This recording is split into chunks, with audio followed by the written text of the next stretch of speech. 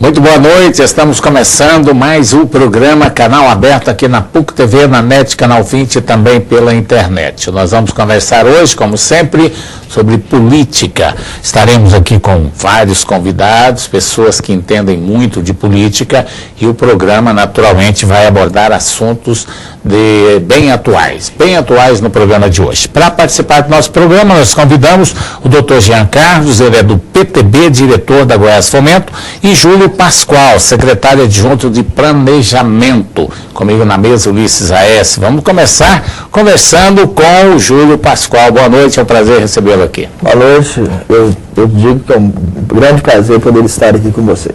Boa noite, doutor Jean, ou Jean Carlos. Boa noite, João, Ulisses, mais uma vez aqui nesse grande programa, com essa grande audiência, e é um prazer estar conosco aqui. E boa noite também, um cumprimento aqui ao amigo Júlio Pascoal, grande economista, grande nome da economia goiana. E ele que é filho do ex-deputado Júlio Pascoal.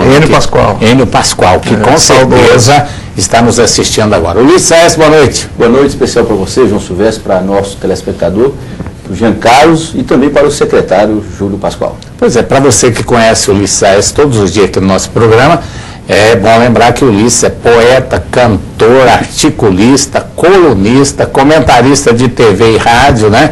E editor do Diário da Manhã, sempre aqui comigo, e além do mais, eu tenho a honra de ser amigo do Ulisses A.S. Vamos começar aqui então, Júlio, vamos falar um pouquinho sobre economia.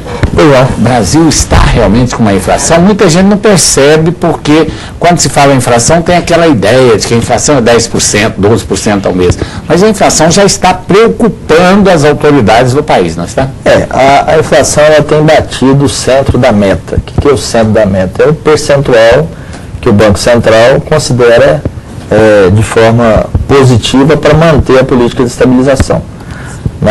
No último ano, nós tivemos baixos investimentos, isso, de certa forma, reduz um pouco o estoque de bens, e isso aí, dependendo do produto, como nós tivemos a questão do tomate aí há um mês atrás, essa falta do produto e um aumento da demanda, isso tende a aumentar o preço. Então, como ocorreu com o tomate, ocorreu com outros produtos também. Isso, de certa forma, essa alta, ela acabou fazendo com que a população tivesse uma preocupação maior com os preços, e já nós vimos agora, nesse mês, principalmente no setor de alimento, uma retração dos preços. Justamente por quê? Porque a população busca o produto, indo ao mercado, tendo um produto para substituí-lo, há um recuo nessa compra e consequentemente, há uma puxada do preço para baixo. Mas a gente está vivendo um processo inflacionário ascendente. Embora a gente veja indícios de que realmente existe uma inflação no Brasil, o senhor não acha, por exemplo, que isso é muito psicológico? Não, eu vou dizer uma coisa para o senhor. Eu sou consumidor de x-salada, o famoso pit dog, que você também, o telespectador, às vezes tem o hábito de ingerir, de se alimentar à noite, porque nós não temos restaurante. A vida 24 horas em Goiânia ainda é um pouco deficiente. E esse negócio do tomate, eu ouço falar e já vi há mais anos, ou seja, há vários anos atrás, o tomate com esse mesmo preço, ou seja, ele sobe, segundo a informação, eu que sou jornalista também, né, os produtores alegam a safra, por exemplo, chove demais, então as plantações e as lavouras acabam se deteriorando, ou seja, se perdendo tudo. Então, veja bem, esse negócio do tomate, eu acho que não é explicação para dizer da inflação. O senhor não acha, por exemplo, que esse problema que nós estamos vivendo, embora realmente existam indícios, por exemplo, da chamada inflação, isso é fruto, por exemplo, da psicologia de massa, da comunicação de massa, por exemplo, das redes sociais, porque o tomate, nunca vi o tomate ser comentado na minha vida como foi comentado durante esse ano nas redes sociais. Ou seja, os jornais, as emissoras de televisão, o senhor pode fazer isso, pode capturar para o senhor ver, pegar, fazer a pesquisa, vai ver que em anos anteriores o tomate, o preço dele também tinha uma elevação. Tá, a gente tem, Ulisses, preços que sofrem o aumento ou a redução em função da sazonalidade. Tá? A carne acontece, não é? A carne acontece com verduras, enfim. Mas nós temos um problema sério no Brasil com relação à questão do câmbio também. Porque para favorecer um equilíbrio no balanço de pagamentos, na balança comercial, a gente precisa ter um preço competitivo no mercado. E com a recuperação, aí como a gente vive uma economia globalizada, com o início de recuperação da economia americana, há uma tendência de você buscar os dólares que estão praticamente nos países emergentes e levá-lo para os Estados Unidos, que é onde você tem uma economia em que pese a dificuldade, mais segura em termos de investimentos que o Brasil. Então, essa saída de dólar numa quantidade maior do que se tem no mercado e uma procura maior por dólar, tende a promover o quê? Uma valorização na moeda americana. Essa valorização na moeda americana, ela pode embutir um aumento de preço no custo do produto brasileiro. Por quê? Porque grande parte dos produtos que são produzidos no Brasil, ele tem um componente em dólar. Então, aumentando o preço do dólar, há uma tendência de aumento no atacado dos preços de vários produtos no mercado. Então, o tomate tem uma questão da sazonalidade, mas você tem os componentes do setor industrial, por exemplo, que são muito importantes para a economia brasileira, que dependendo do processo de valorização da moeda estrangeira, isso pode implicar um aumento de preço no atacado que é repassado para o consumidor. Então, a preocupação com relação à inflação é porque ela pode ser tanto pela demanda, ou seja, a procura de bens pelo consumidor, quanto também pelo atacado. Então, esse momento é que algumas medidas que não estão sendo medidas mais agressivas por parte do governo federal, é que tendem a fazer com que a inflação possa continuar batendo o centro da meta e isso se revelar um aumento de preço em cadeia em vários... Ou seja, setores. O tomate pode influenciar... O tomate, como ele foi a 10 e voltou a 1, isso é em função do aumento e da redução da oferta. Mas a questão do câmbio, ela é preocupante. Com há risco? Você vê algum risco de nós termos uma hiperinflação? Não, hiperinflação não. Ainda? Porque hoje, vamos dizer, do Plano Real para cá, a própria sociedade brasileira, e isso foi demonstrado agora nas ruas, com as manifestações que culminaram com a questão da passagem, mas que tinha um pano de fundo muito maior, que era a própria questão que envolvia os serviços do governo para a sociedade. Então, hoje há vamos dizer assim, uma cobrança maior da sociedade do que tinha na década de 70, 80 e 90, quando a gente conviveu com períodos inflacionários muito grandes, né? Mas o governo precisa tomar algumas medidas, e dentre elas a redução do gasto público, para poder criar condições para que o próprio Banco Central trabalhe com taxas de juros que sejam mais compatíveis, no sentido de que a economia possa, de um lado, crescer e não levar a um processo de desaceleração do consumo. Ulisses, a minha pergunta foi mais ou menos o seguinte: nos anos 70, ele citou bem aqui, nós tínhamos uma inflação que ela não chegava a 10%, trabalhava em torno dessa inflação hoje, que é de 5, 6, 4, por aí. Quando chegou nos anos 80, nós tivemos aquela superinflação, exatamente na época do Sarney, quando foi criado, inclusive, o chamado gatilho, né? Porque a inflação era tão alta que o salário, todas as vezes que a inflação chegava a 20%, o salário subia também. Isso acontecia por mês. Nós chegamos a ter uma inflação de 80% na época do Sarney. Por isso essa preocupação. Porque uma inflação, na minha maneira de pensar, até 8%, ela é suportável. Agora, quando ela passa dos 2 dígitos, aí o governo perde o controle, a sociedade perde o controle, o comércio fica descontrolado e aí há um perigo muito grande para a economia do país. Tem uma situação perigosa, porque se a inflação vai aumentando, os investimentos vão reduzindo. E aí o que você vai tendo? Você vai tendo situações em que determinados segmentos o estoque vai reduzindo. E aí, se eu continuo com o consumo, há uma tendência de surgir o ágio. Né? Isso. E esse ágio é que vai fazendo com que haja o governo federal, através do próprio ministro Guido Mantega, do Alexandre Trombini, que é presidente do Banco Central, eles afirmam que não existe inflação, ou seja, a inflação que existe é a inflação assim, ponderável dentro do limite e controlável. Existe para o senhor ou não existe uma inflação? Existe uma inflação crescente. Existe uma inflação que deve ser contida. Aí você tem que ter não só o papel do Banco Central atuando, segurando vamos dizer para o telespectador, eu quero ver isso. O governo então mente nesse aspecto quando diz que não existe inflação. Papel de vender otimismo, né, Júlio? O governo trabalha com uma meta, né? A meta é 6,5%. Então, a meta você pode passar 2% dela ou reduzir 2%. Então, se ela dá 6,5% ou 7%, então você está o quê? De 2% a 3% acima do centro da meta. Né? Então, quer dizer, existiu uma inflação? Existe. Agora, é preciso que o governo tome medidas mais firmes e essas medidas passam. Ou seja, essa inflação está no vermelho, essa inflação estaria no vermelho. Hoje nós estamos vivendo uma diferença dos primeiros anos do Plano Real. Né? O Plano Real nos trouxe para uma economia estabilizada e onde principalmente a população de baixa renda que nos assiste, ela teve ganhos expressivos em termos de renda. Na medida que você começa a ter aumentos em vários setores da economia e você não tem a reposição na mesma proporção, o cidadão vai no mercado e começa com uma nota de 100 comprar menos que ele comprava há 2 meses atrás. Então, esse reflexo, mesmo que pequenininho, ele começa a já aparecer no bolso das pessoas, razão pela qual tem vários segmentos do Brasil buscando reposição salarial. Essa reposição nada mais é para quê? Para você conter a perda que você teve ao longo do processo. E para saber como é que está o índice da inflação, é mais do que natural que você procure a pessoa que mais entende de economia deste país, a dona de casa, aquela que vai todo mês lá no supermercado, que vai comprar o tomate, vai comprar a verdura, a carne, o pão. Essa sim sabe o que é inflação e é a pessoa que mais sofre com a inflação no nosso país. Vamos para um intervalo comercial, daqui a pouco estaremos de volta.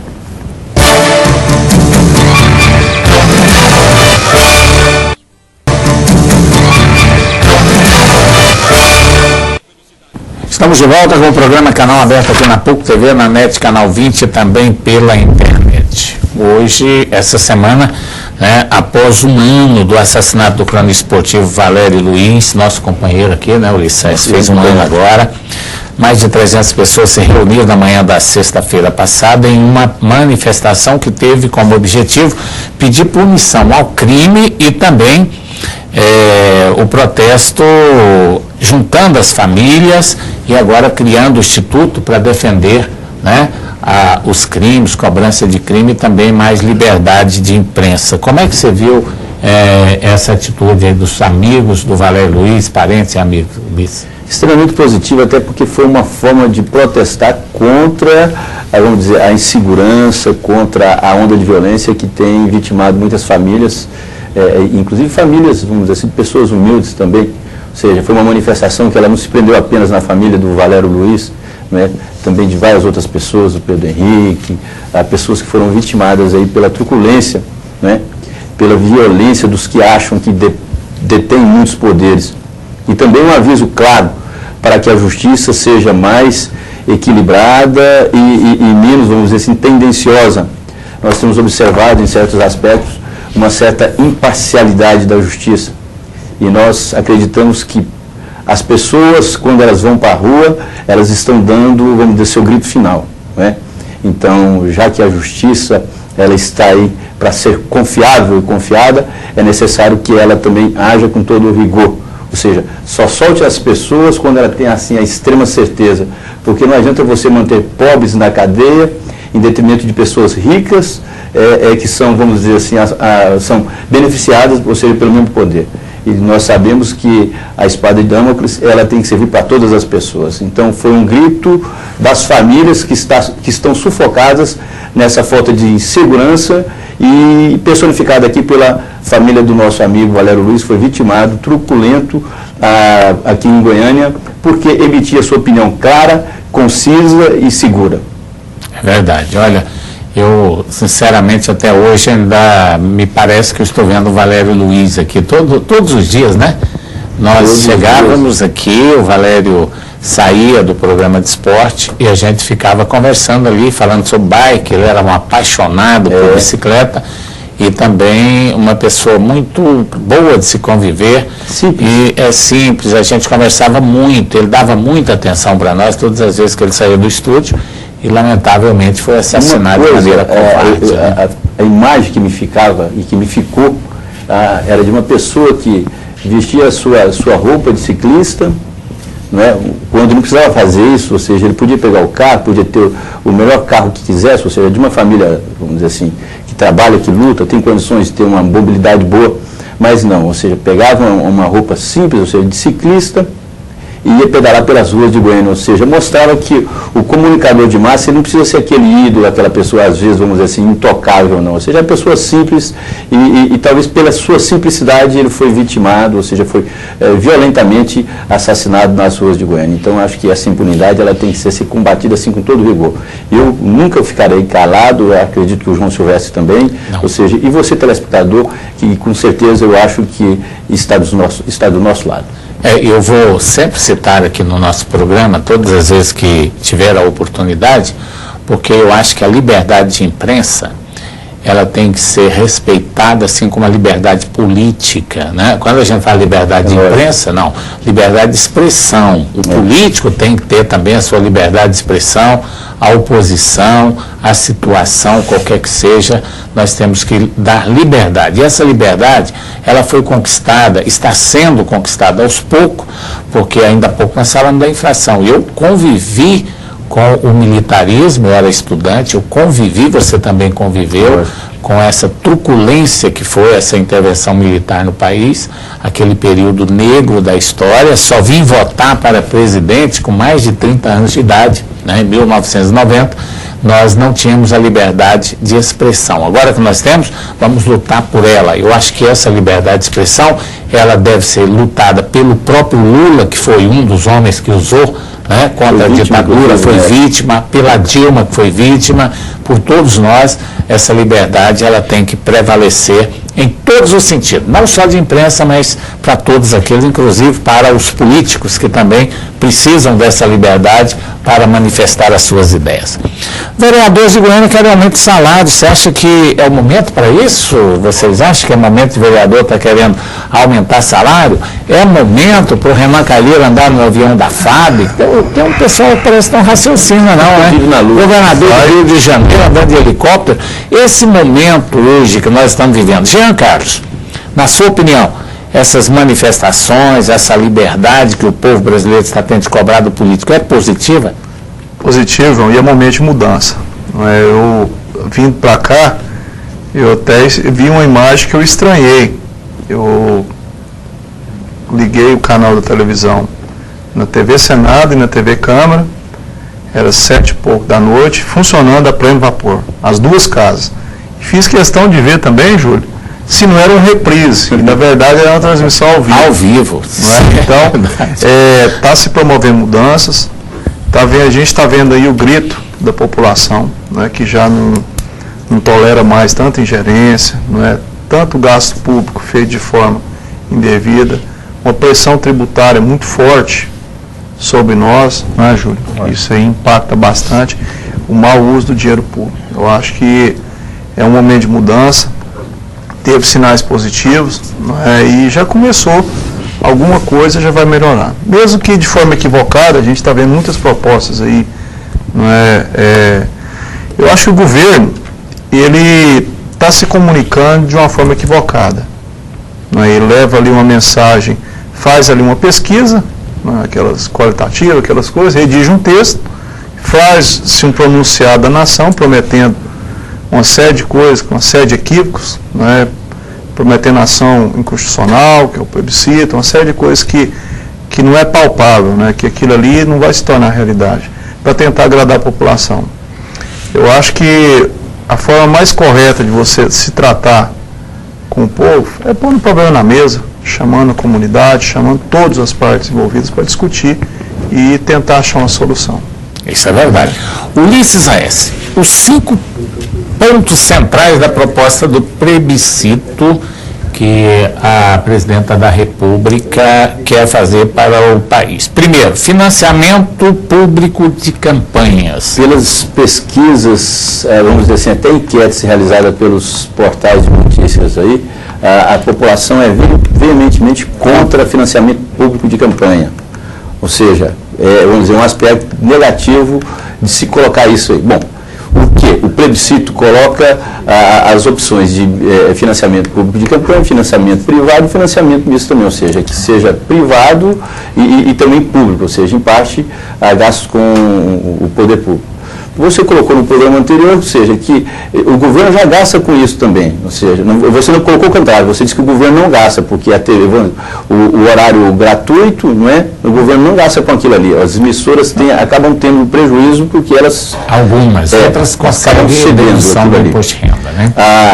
Na verdade é o seguinte, nesse aspecto aí eu concordo com a população, ou seja, com a enquete já colocada aí.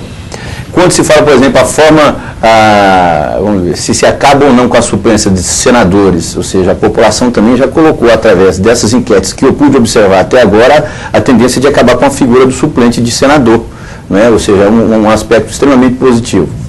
O outro aspecto lá que eles colocam lá é em relação ao sistema, por exemplo, de votação, não é? Isso. É votação pública, esse voto é aberto, né? Aberto, ou seja... Acabar com o voto secreto nas casas. A tendência é acabar com o voto secreto, ou seja... Câmara e no Senado. Eles não querem, mas tem outro aspecto. Qual que é o outro aspecto, João? Tem outro aqui que é o voto distrital, voto distrital, e as coligações. O fim das coligações também, ou seja, pelas enquetes que eu vi, né, você, o telespectador pode navegar aí, inclusive nos portais de notícias, e a tendência é que se acabe também com essas coligações. Agora vamos por etapa, vamos lá. Financiamento público de campanha. Jean, também o Pascoal, o Júlio Pascoal, eu quero a opinião de vocês sobre isso. Primeiro, eu disse aqui no programa anterior que nós já temos um gasto muito grande por parte do poder público com as eleições. Gasta-se, a eleição é toda patrocinada pelo governo. Horário gratuito é patrocinado pelo governo porque algumas empresas conseguem descontar no imposto de renda, as maiores empresas, e outra já não paga. Os partidos políticos já têm aquela verba partidária, como que chama? O fundo partidário. Fundo partidário, que já é um poder público que investe ali. Quer dizer, acabaram com o showmício, acabaram com as camisetas, acabaram com os brindes. Isso já deu uma igualdade para a população, para os candidatos menos... Mas acabou com isso, João, e nem isso acabou com a corrupção eleitoral. Inclusive, eu acho que é um dos fatores que causa aí a corrupção eleitoral, que é uma dessas. Agora, mais dinheiro, com tanto de candidato que nós temos, não é brincadeira, não. Essa proposta não passa... Se der 10 mil para cada candidato, já vai uma fortuna, vão bilhões de reais. Com o momento acalorado que a gente vê a população, essa proposta não passa. Eu concordo com o Ulisses. Para solucionar o problema não é financiamento público de campanha e talvez nem a mudança também do sistema de votação, que isso não vai ser efetivado a toque de caixa. É impossível isso vigorar para 2014 e eu vejo com muita dificuldade para 2016 também. Não é? Você tem que ter uma mudança de cultura. Não é? Vai haver muita reação, até contra isso aí. O que pode acontecer aí, Ulisses, eu acho que o fundo de tudo que você tem que corrigir é a impunidade. Não é? São certas condutas que a gente vê que, se você tiver uma efetiva prestação da justiça, não é? Se você tiver diminuindo essa sensação de impunidade, você consegue corrigir, né, muitos desses problemas. Você diminui, inclusive, a corrupção eleitoral. Nós vamos para o intervalo comercial, vamos continuar com esse assunto que eu acho interessante. Olha, falar sobre a situação política, esse sistema político, essas inovações que estão querendo, é um assunto que interessa muito aos nossos telespectadores, principalmente porque a maioria das pessoas que nos assistem são pessoas ligadas, de uma certa forma, à política em nosso país. Daqui a pouco nós voltaremos.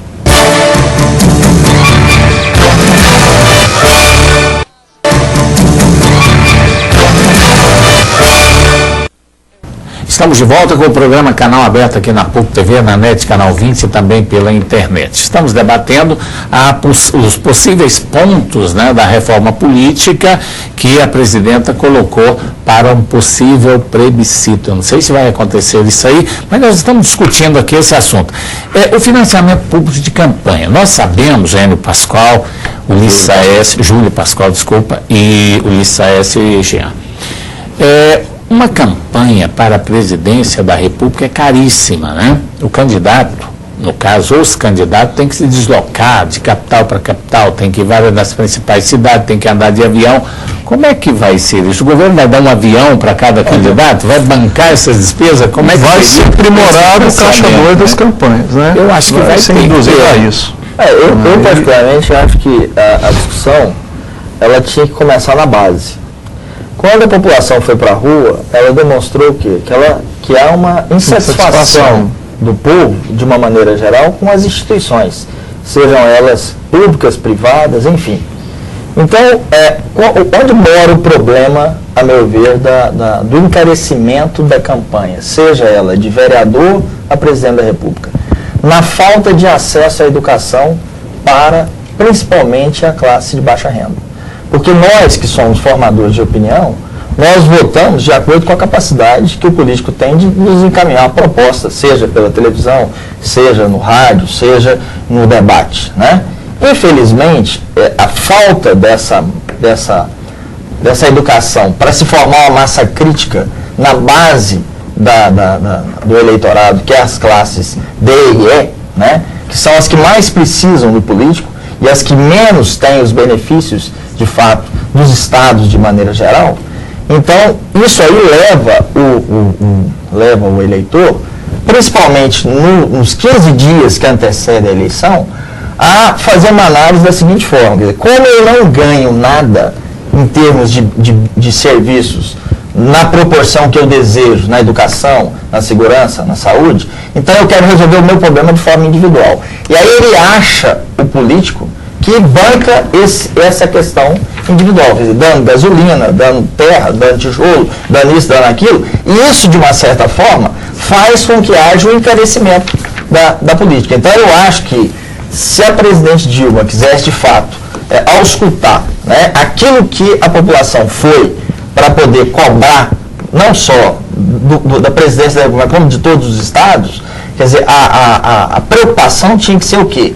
Em destinar mais recursos para a educação, para o ensino fundamental, melhorar as escolas públicas, no sentido de quê? De formar uma massa crítica para que as pessoas busquem do candidato, né, as propostas dele, não uma satisfação individual. Enquanto isso existir, você pode ter financiamento público de campanha, você pode ter financiamento privado, você pode ter plebiscito, você pode ter o que você quiser, que vai continuar havendo o quê? A chamada compra de votos. Se eu não compro pelo comício ou pelo showmício, eu compro pela gasolina, compro pelo tijolo, compro pelo cimento, compro pelo atendimento médico que eu não tive. Então, eu acho que precisa mexer na base. Se não mexer na base, plebiscito, financiamento público ou privado vai continuar. Eu vou até mais além do que o senhor colocou. Por exemplo, o povo, quando foi para as ruas, ele foi para uma manifestação simples, manifestação de descontentamento. Agora, descontentamento de quê?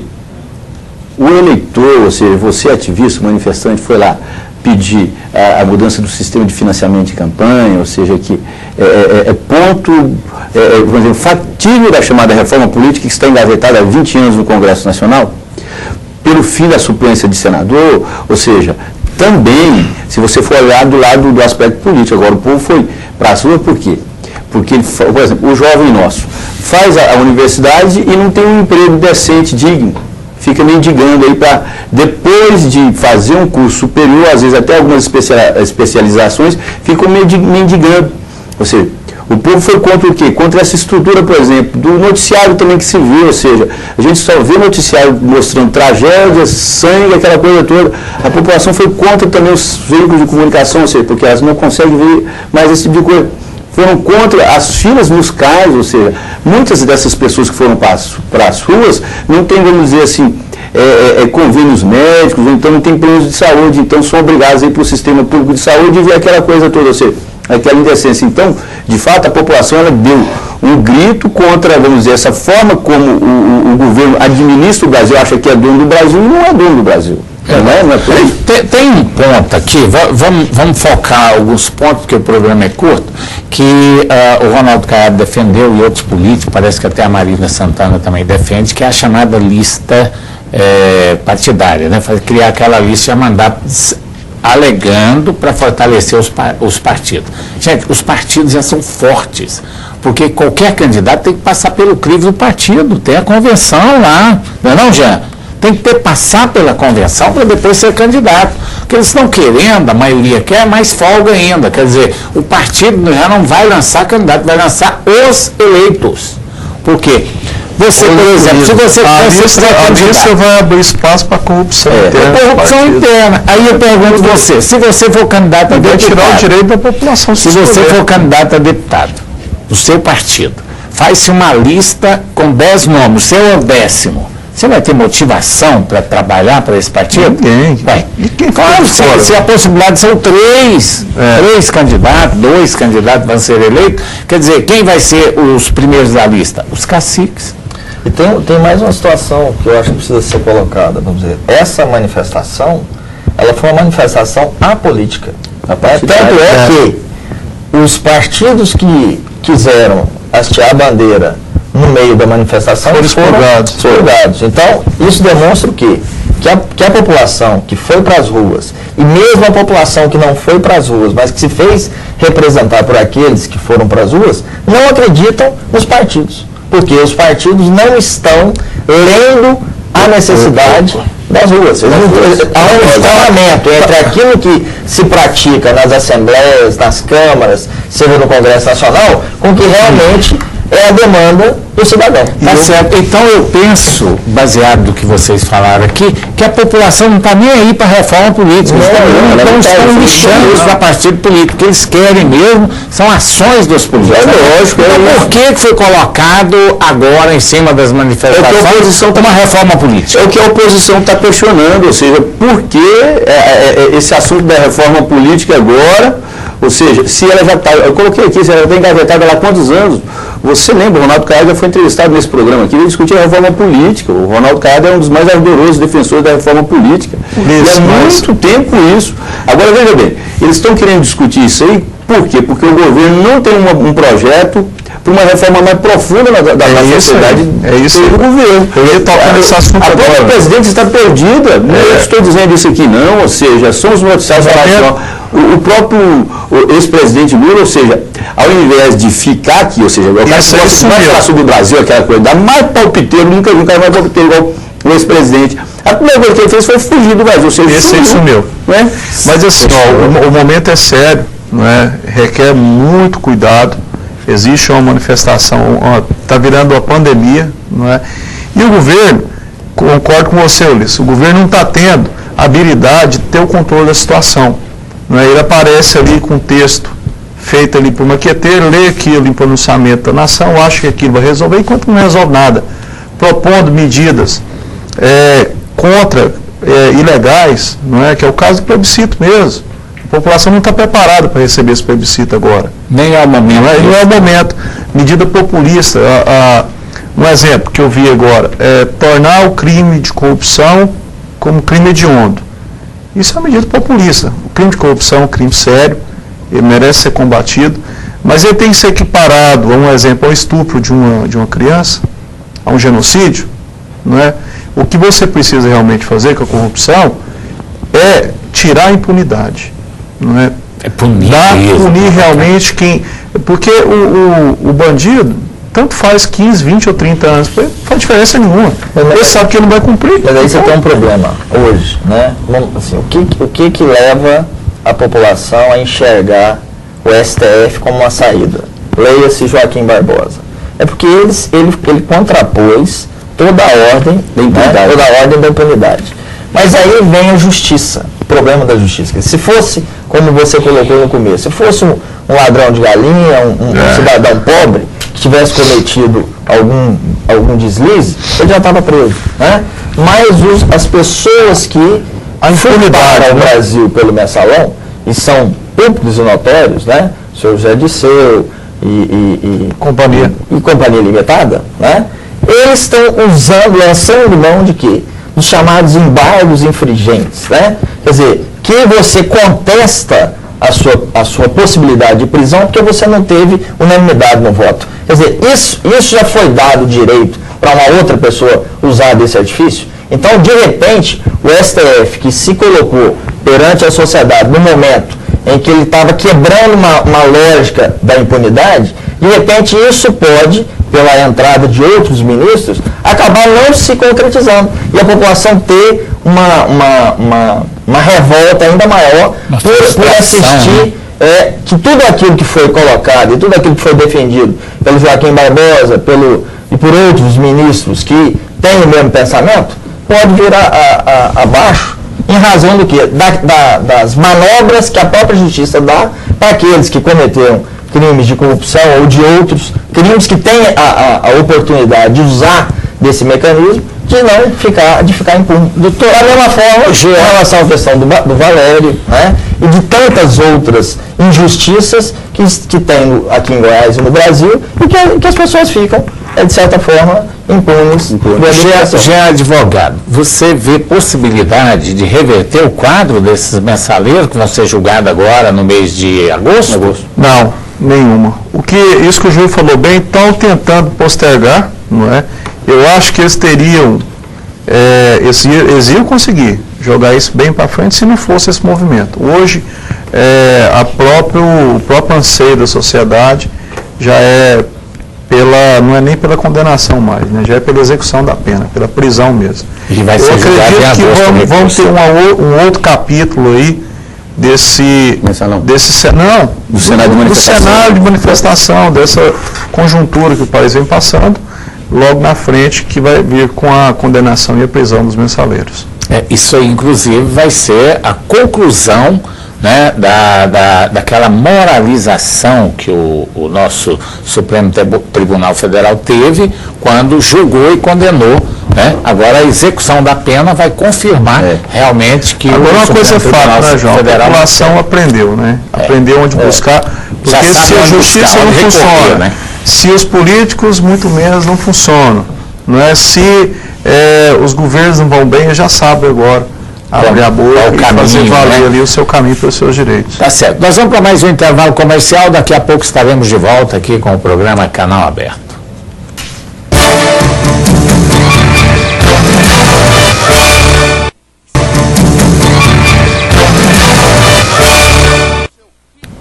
Estamos de volta com o programa Canal Aberto aqui na PUC TV, na NET, Canal 20 e também pela internet. Estamos conversando com o Jean Carlos, da Goiás Fomento, e também com o Júlio Pascoal, ele que é da Secretaria de Estado de Gestão e Planejamento também, e é expert aí em finanças, né? Ele é economista, está aqui no nosso programa e, além do mais, político, né? Uma pessoa que entende muito de política, filho de político e que conhece muito de política. Nós colocamos aqui assuntos ligados à moralidade política. Nós tivemos 3 cidades com eleições que aconteceram ontem. O Adalcino da Silva, ele é do DEM, venceu a disputa eleitoral em Nazário. O antigo prefeito da cidade, Fábio Gabriel de Amorim, eleito em outubro de 2012, ficou 4 meses no cargo, mas acabou sendo cassado por compra de votos. Lá na cidade de Flores de Goiás, foi eleito Zé Dias, do PTB, o novo prefeito. O processo eleitoral aconteceu depois que o chefe do Executivo Municipal, eleito em 2012, o Valmir Soares, do PMDB, também teve o registro de candidatura e foi cassado. Outro caso foi da Etélia Vanga Moreira Gonçalves, do PDT, a nova prefeita de São Domingos. Aí que vem o detalhe, né? A eleição foi possível depois que o prefeito e o vice-prefeito eleito em 2012 tiveram o registro cassado por compra de votos. Acontece que o marido da candidata eleita agora, né, foi pego com dinheiro, transportando dinheiro, nota de 10 e 20 reais, possivelmente para comprar voto, e o coordenador da campanha, o Tajano, foi levado à delegacia por suspeita de transporte ilegal de eleitores. Poxa vida, né? Agora eu pergunto, ela foi eleita, vai assumir, mas já vai assumir com um processo. A cidade já teve um prefeito cassado. Agora, ela assume com o processo também na Justiça Eleitoral. O estresse da população, né? Mostra a falência do sistema eleitoral. E mostra a falta de investimento em educação. Porque se eu tenho na cidade de São Domingos, né? Isso. Pessoas mais esclarecidas, né? E vendo todo esse processo, não ia vender seu voto. Não ia vender seu voto. Então, por isso que eu voto. Nós estamos cuidando do efeito e não estamos cuidando da causa. A causa, para mim, morre na educação. Se eu tiver investimento maciço em educação para formar a massa crítica, dificilmente esse tipo de candidato ele vai ter êxito, seja na eleição de vereador, seja na eleição majoritário. Agora, é triste, viu? É realmente lamentável que a gente tenha uma eleição após compra de voto com o prefeito cassado, vice-prefeito cassado, e o sujeito ainda pratica esse ato. Né? Isso mostra a falência do sistema. Muita coisa ainda para a gente passar. Agora, o que eu acho positivo é o seguinte, porque você acha alguma coisa positiva? Isso dá razão para as manifestações. O que você acha positivo? Eu acho positivo o seguinte, porque é apenas uma cidade, ou seja, no meio de mais de 240, acho que nós temos 246 aqui no estado, ou seja, essa vai ficar sob o júri disso aí. Provavelmente, se houve abuso aí por parte de quem ganhou, venceu as eleições, mais uma vez a Justiça Eleitoral vai agir com rigor, ou seja, e que os grandes fiscais nós temos observado aí, João, doutor Júlio, doutor Jean, você telespectador, que o grande fiscal é a própria população, ou seja, tem ajudado e tem denunciado nesse aspecto aí. E com o tempo eu acho que essa democracia nossa ela vai se endireitar. O João é até um cara muito entusiasmado, uma pessoa assim, muito entusiasmada. É o primeiro a defender a democracia aqui no programa. Eu ainda acho, João, acho que a nossa democracia ela é muito aparente. Mas eu acho que ela está, vamos dizer assim, com o tempo, com a participação do eleitor, se equilibrando mais, porque se for por conta do político, todos nós sabemos, há esse problema muito grande. A democracia nossa é jovem, já falei isso aqui várias vezes, ela ainda está conquistando muitos espaços. Por exemplo, eu vou colocar um tema aqui agora para você discutir, que eu acho que é um dos principais fatores de corrupção que existe nesse país, as coligações. Coligações. As coligações, ela que faz realmente as prefeituras ficarem inchadas, né? Governos ficarem inchados. Por quê? Porque quando se entra na eleição, você precisa ter aliados. E os partidos pequenos formam a grande massa de vereadores, de deputados, porque cada um elege o seu deputado e o governo e o prefeito precisa de ter o apoio. Aí é uma coisa mais ou menos forçada. O prefeito e o governador é obrigado a compor com esses partidos, distribuir cargos, senão eles não governam. Não governam. Aí o sujeito fala, a prefeitura de Goiânia está cheia de partido político, de cargos, secretarias e tal. Mas se o prefeito não fizer isso, ele não vai governar. É o fisiologismo. É o fisiologismo. Vai chegando... Agora, você acha que há essa possibilidade de acabar com as coligações? Muito difícil.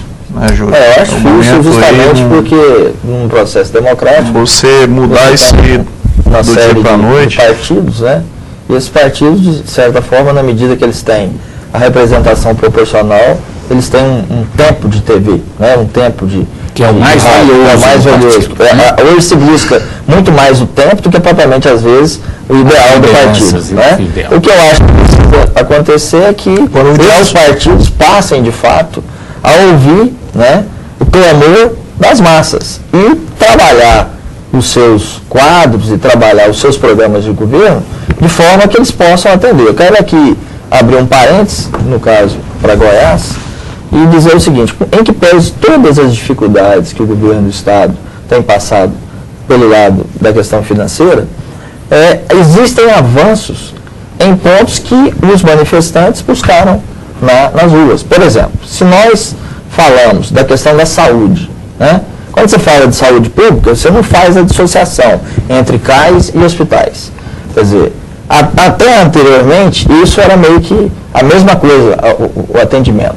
Mas você pega hoje os hospitais da rede pública, né? que são administrados pelas OS, em que pese a contestação do Ministério Público e outros mais, eu não acho correta, que eu particularmente não acho correta, porque eu acho que a saúde, ela tem que chegar ao cidadão de boa qualidade. Se o governo pode fazer parceria, fazendo parceria para atender bem ao cidadão, isso é que manda, né? Então, se a população hoje, a população que frequenta os hospitais e a população que frequenta os CAIS, quer dizer, há uma diferença maluca de atendimento, de limpeza, de higiene, de respeito ao cidadão.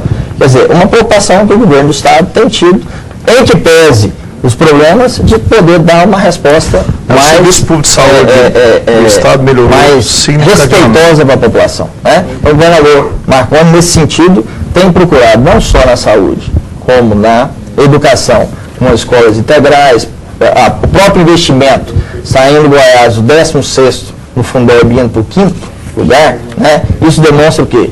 essa preocupação que eu tenho Mas dito. eu acho que essas manifestações, esses ativistas, ou seja, quem protestou nas ruas aí, não pediu também só isso, não. Por exemplo, mas o que quer é uma saúde, ou seja, que você possa ser atendido. Às vezes até nem sem essa qualidade, mas que você possa ser atendido na hora e não ficar agendando de 6 em 6 meses.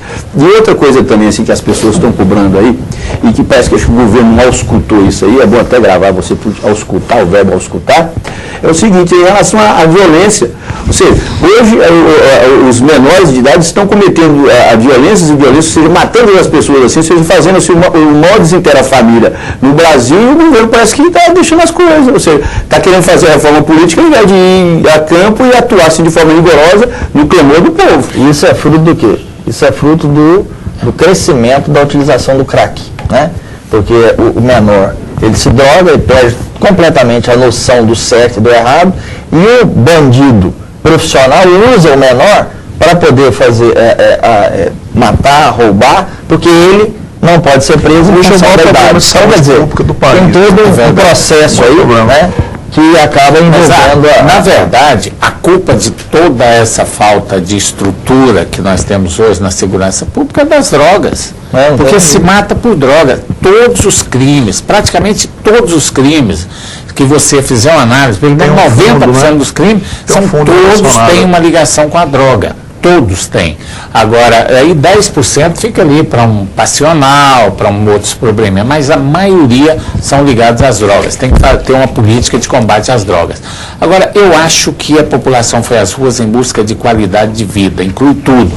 Saúde, segurança, emprego, transporte, enfim, a população está passando, diversão, tudo inclui. E os políticos têm que começar a pensar no ser humano, nessa qualidade de vida, e botar o pé na estrada, trabalhar e trabalhar muito. A leitura correta é essa. Não quer reforma política só, não quer médico. Não adianta você trazer 300 médicos ou 1 milhão de médicos lá de Cuba, que não vai resolver o problema. Ele vai dar a receita, não vai ter médico, não vai ter UTI para colocar o paciente, entendeu? Então é preciso de ter uma conjuntura maior. A presidenta Dilma hoje lançou um plano aí para atrair médico para o interior, dar uma bolsa de R$10 mil, dar casa para morar, mais alguma coisa.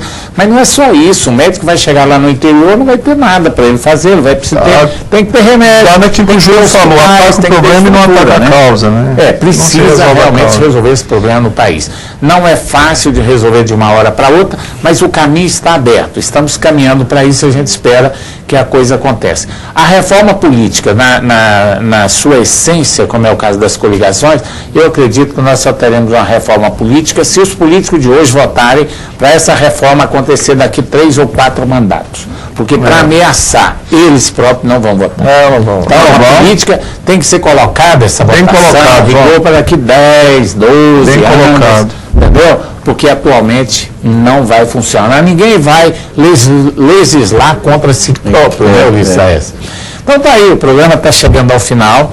Hoje, muito produtivo, por sinal, né? Falamos muito de política aqui. Os nossos telespectadores gostam muito de ouvir falar de política. É uma pena que são vários assuntos e nós vamos debatendo aí nos nossos próximos programas. Eu quero agradecer o Júlio Pascoal, filho do Enio Pascoal, o grande Enio, mandando um abraço para ele, né? Deve estar nos assistindo agora. E foi muito bom ter você aqui.